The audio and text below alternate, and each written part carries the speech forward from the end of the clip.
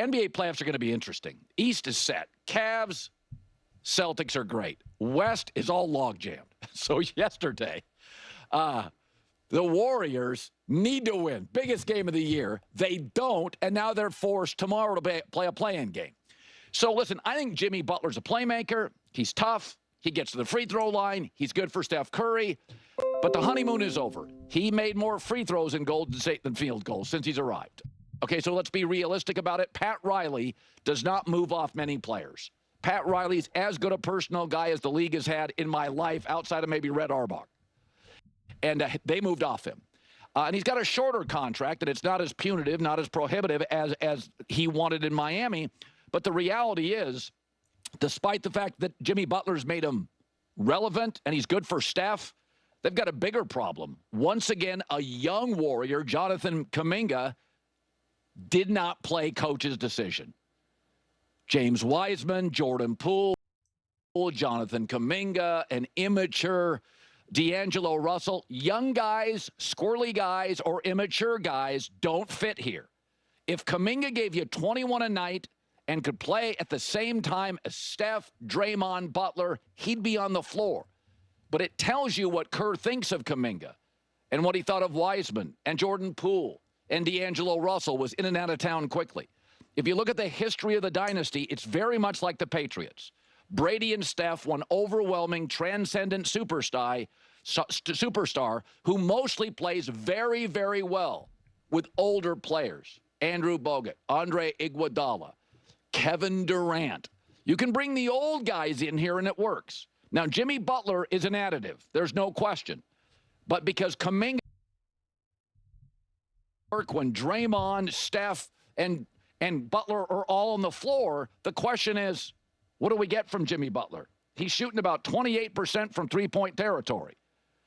And it looks like, and the Kuminga thing, we were all kind of waiting off the injury to see how it would work, and Steve Kerr made a decision yesterday. I'm not even going to play him. So it looks like the ceiling is very apparent for the Warriors. Yeah. Okay. This is hilarious.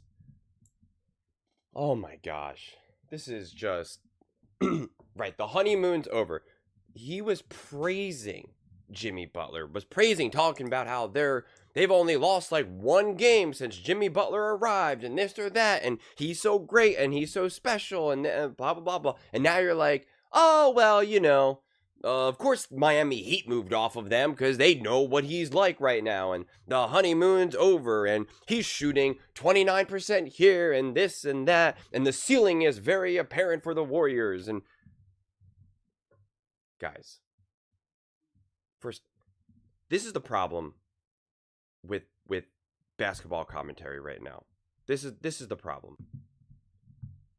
We have to stop looking at the NBA through such an insanely narrow lens, okay? Where we think that only one or two teams can win. Because like Nick Wright does his title pie, which is a bunch of nonsense. It's a bunch of made up nonsense.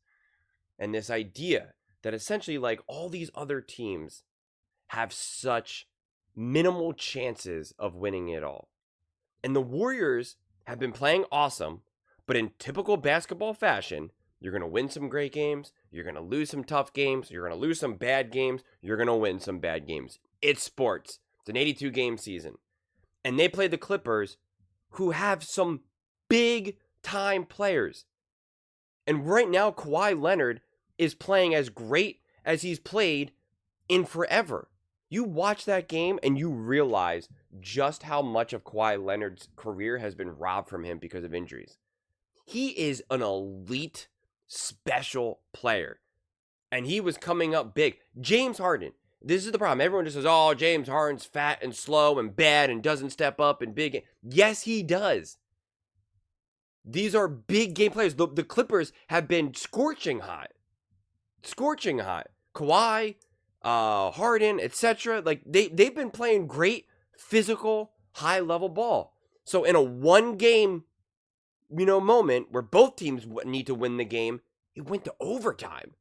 It was so back and forth and closely contested. That was an awesome game. And so now just to use that as this like imaginary ceiling, if anything, you should be like, man, the Clippers are going to give the Lakers a run for the money. You can't just automatically pick the Lakers to win that series as long as the Clippers actually stay healthy. So we got to stop with this nonsense here. When you're talking about teams like the Lakers versus the Warriors versus the Clippers, versus the Thunder, the Celtics, etc. These top teams, like these are the types of games you're going to get. These are the games that you're going to get. And a player like Jimmy Butler and what the Warriors need, you can't look at it just through this narrow lens of like, well, he's shooting 33% from here and he's had, this many free throws and this or that. Dude, basketball is a complex sport where you get the ball and in any given moment, you can do a number of things. You can hold it. You can start moving your pivot foot. You can take a step, dribble, pick up your dribble. You can dribble around in circles. You can drive to the hoop. You can dribble, find a spot, pull up. You can pass the ball. Like there's so many different things, which we see a lot of these younger players, why the Kumingas of the world are lost, because they don't know what to do when the ball is given to them. At any given moment, they make the wrong decision.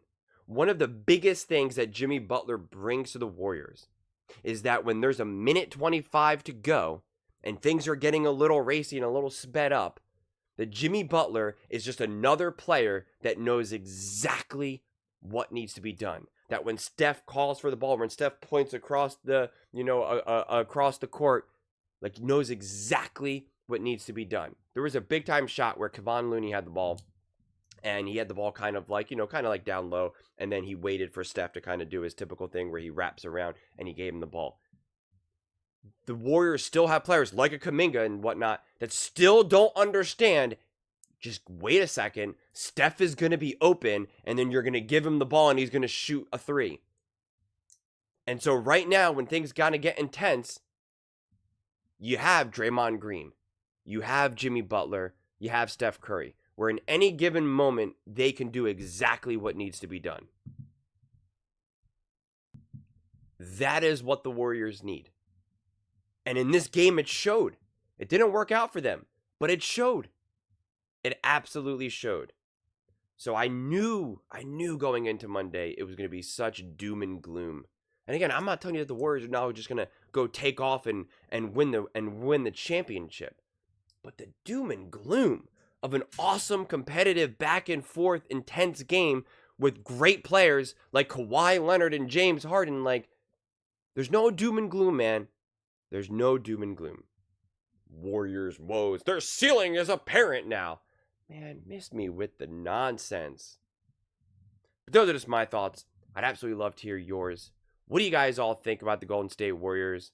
How do you think they'll fare in the playoffs? What do you think about this doom and gloom and this low ceiling? Let me know in the comments below. I read every single comment. So whether you agree with me or disagree with me, either way, let's get in some discussions. Let's get in some fights. But ultimately, let's just have some fun. And please do consider subscribing. We are building an amazing community here and absolutely love to see you part of it. I want to build something that we all genuinely feel connected to. Something that we're really excited to be part of. I think we're all on our way to doing it. And please don't forget to give this video a thumbs up, as it really does help the visibility and the algorithm. Thank you so much. See you next time.